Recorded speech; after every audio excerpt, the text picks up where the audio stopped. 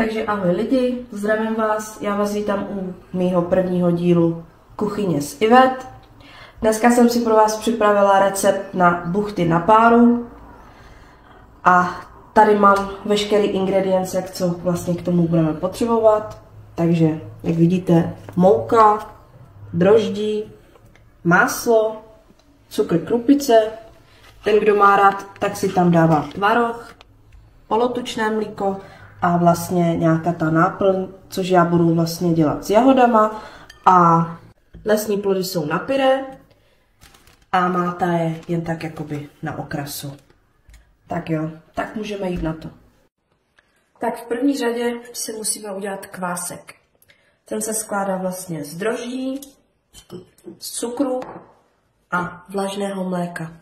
Já mám tady připravený kastrůlek, ten si dám vlastně tady na plotnu, ohřeju tam trošku mlíko a přidám vlastně droždí a do toho cukr. Tak, připravím si kastrůlek, dám to tak na 6, aby to bylo rychlejší, přileju mlíko. Tak, mlíko už máme takové vlažné, tak si ho přileju tady vlastně do mísy. Tak, k tomu teda přidávám 1 celé droždí. Tak to tam rozdrolím. A k tomu 2 žíčky cukru. No možná 2,5. Tak když už to máme udělaný, tak ještě takhle asi na 10 minut kvásek přikryjeme, aby nám hezky vystoupil.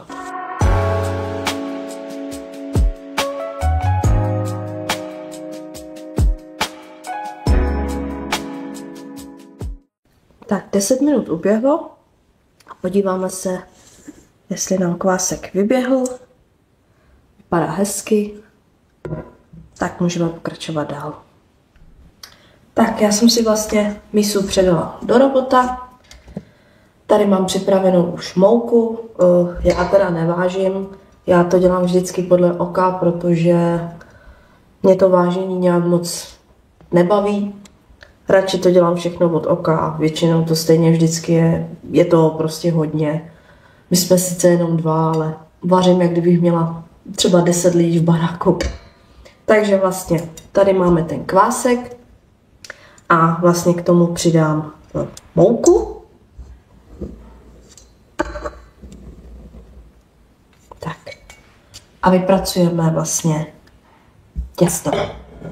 Tak, přidala jsem vlastně mouku a můžeme zpracovat těsto.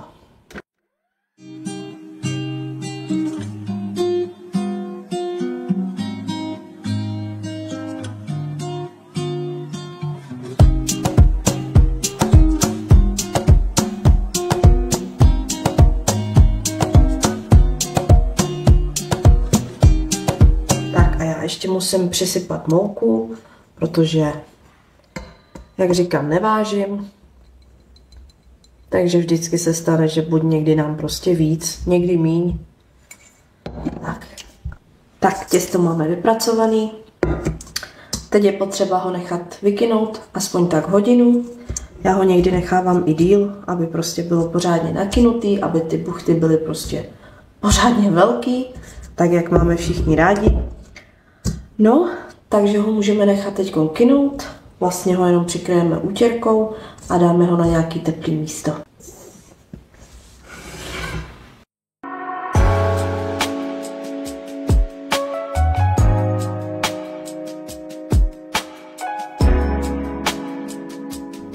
Tak, hodinka uběhla, podíváme se na naše těsto, jestli nám vykynulo, jak vidíte, vykynulo krásně. Vždycky vlastně se tam musí dát pěst. Tak já si pomoutnu vál.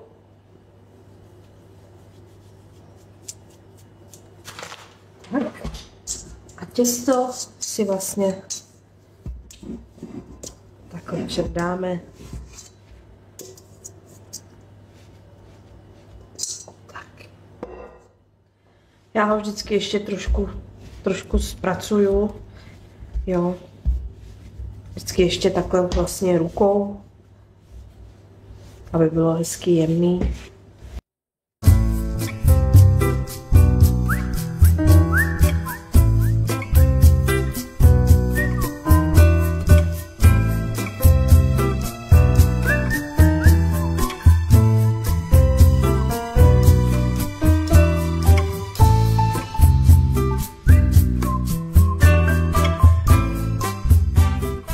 Tak vlastně, když už máme takhle hezky těsto vypracovaný, tak si ho nakrojíme. A já si vždycky dělám takhle jakoby čtyři kousky. Já jich dneska nebudu dělat hodně, protože jsme tady jenom 2. Já to teda moc nejím, to spíš Péťa má rád. Takže vlastně vždycky takhle 4 kousky. Ty si odložím.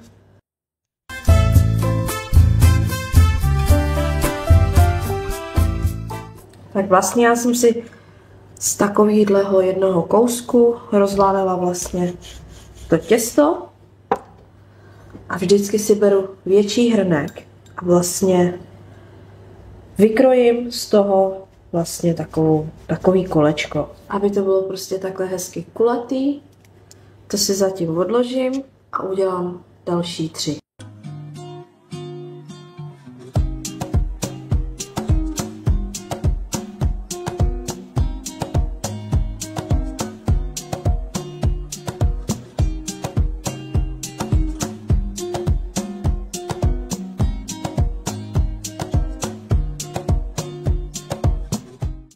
Tak těsto mám vykrojený a teď vlastně jdeme na náplň. Já budu dávat jak jahody, tak jsem se rozhodla, že tam dám i tu lesní směs, aby to bylo trošku jakoby sladkokyselý. My to máme rádi takhle a to vám ukážu. Tak tady mám připravenou vlastně tu lesní směs, kterou budu taky naplňovat. Já to použiju vlastně půl na půl. Půlku dám vlastně do těch knedlíků nebo buchet a vlastně půlku z toho ještě použiju na pyré. Každý to má rád jinak ty buchty. My to máme rádi takhle, když je to trošku jakoby do kysela, protože vlastně to pyréčko z toho udělá takovou omáčku, jakoby sladkou omáčku, dá se říct. Já si teda ještě musím umýt a očistit jahody a pak můžeme jít na náplň.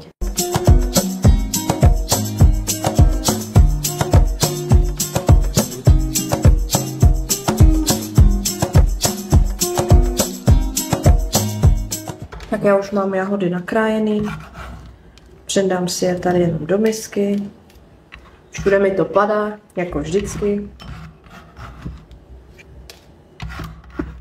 Tak. Já k nim asi přidám už rovnou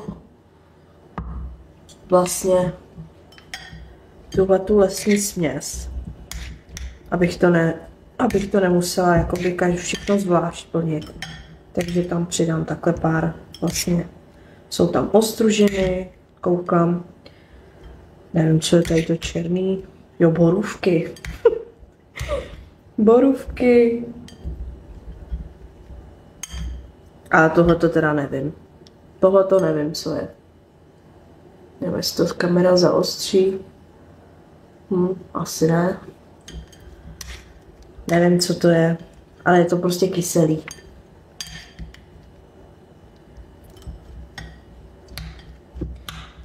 Tak.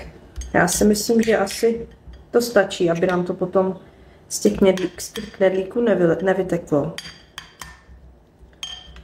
Tak, takhle mám vlastně připravený to ovoce do těch knedlíků, ale já tam ještě přidám asi lžičku cukru, aby to bylo trošku sladší, protože to lesní ovoce, ty lesní plody, oni jsou docela kyselí. Takže aby to nebylo úplně moc kyselý, tak ježiš, tady mi to už padá. Aby to prostě bylo sladký, že jo? Protože se to jmenuje jak? Sladký knedlíky. Tak, já jsem si ještě každý ten knedlík trošku rozválila, aby se mi to plnilo líp. A dáme vlastně takhle nějak vždycky tak 1-2 lžičky, aby to pak nebylo prostě hodně nacpaný, protože on vlastně, jak se bude vařit, tak aby nám nepraskl. Takže asi nějak takhle.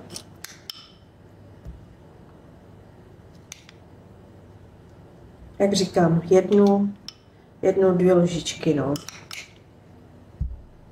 Tak, poslední.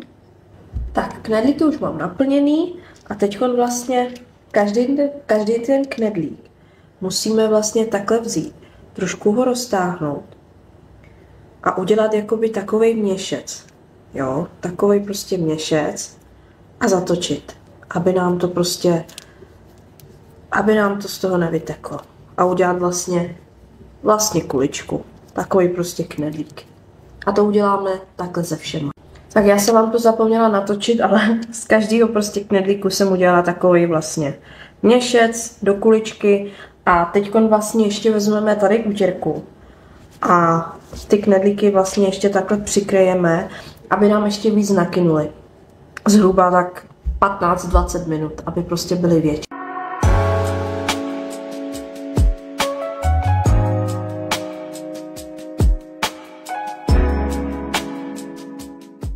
Tak vlastně mezi tím, než mi vykynou ještě ty knedlíky, tak si tady připravím takhle hrnec s vodou. Zapnu. Zapla jsem to tak na 6. A mám tady takovou vlastně vychytávku, která je přímo na knedlíky. Říká se tomu pařáček nebo napařáček, teď nevím, nejsem si jistá. Vlastně to takhle vložíte do toho kastrolu a vlastně sem dáte ty knedlíky a dáte pokličku a zhruba tak 20 minut a knedlíky jsou hotové. Takže jak vidíte, voda už se mi vaří, takže knedlíky můžeme dát dovnitř.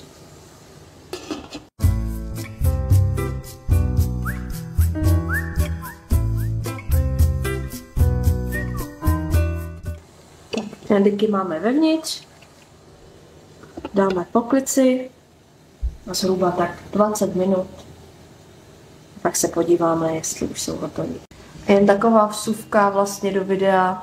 Nejsem žádná profi kuchařka, jsem amatér. Ještě nedávno jsem neuměla udělat ani čaj.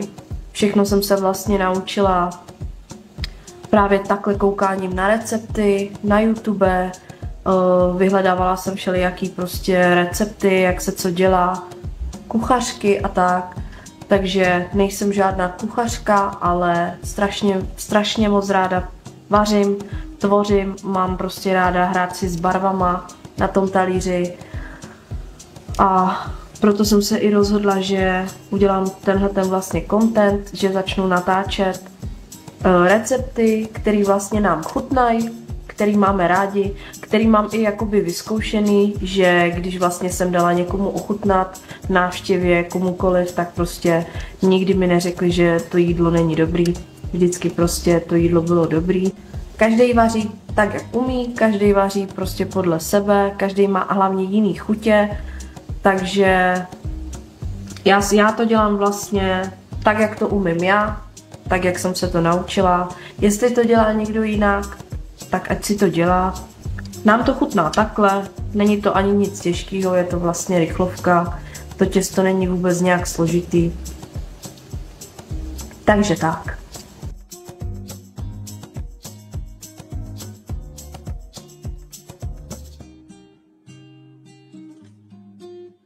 Tak podíváme se na knedlíky.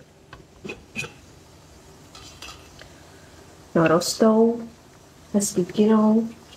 Já je tam nechám asi ještě tak 5-10 minut, možná míň. A mezi tím si jdu připravit máslo.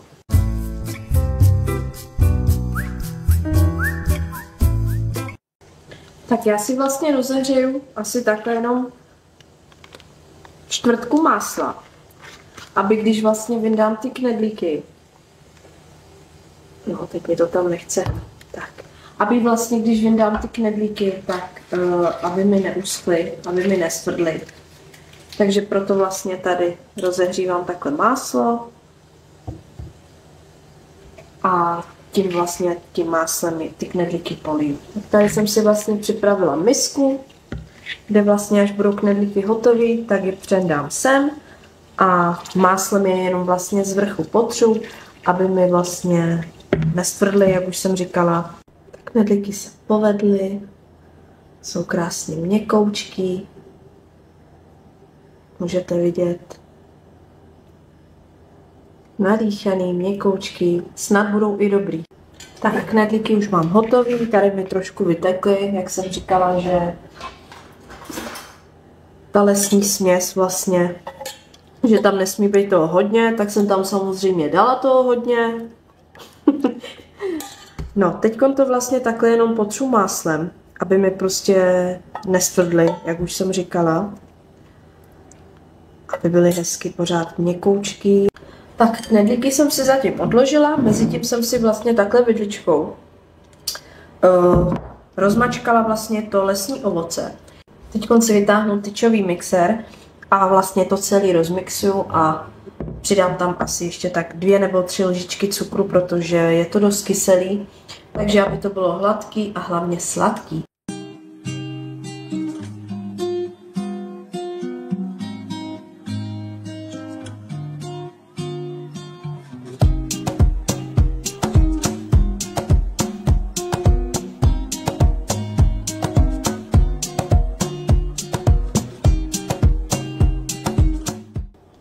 Tak vlastně sladkou omáčku už mám hotovou, jak vidíte.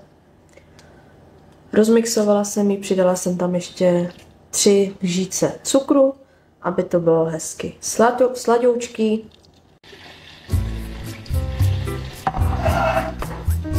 Tady jsem si vlastně dala znovu rozehřát máslo, protože až budeme servírovat, tak vlastně knedlíky ještě poliju máslem. A ještě tam přidáme tvrdý tvaroh, protože Péťa to má rád.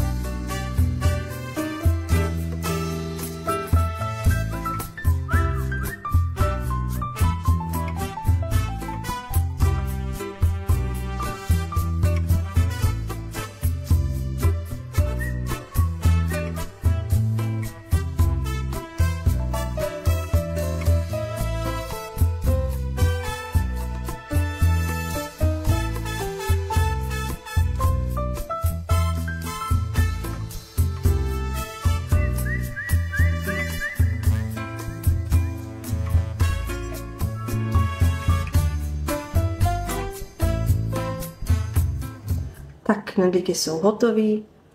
Snažila jsem se to naservírovat tak, aby to vypadalo hezky, barevně, tak jak to mám ráda.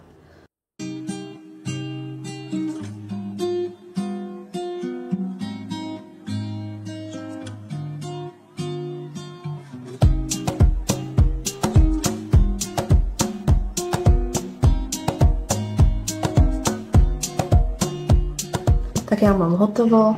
Já doufám, že se vám ten první díl se mnou líbil. Budu ráda za každý like, za každý odběr a do komentářů mi napište, jaký video byste chtěli příště, jaký recept. Dobrou chuť všem.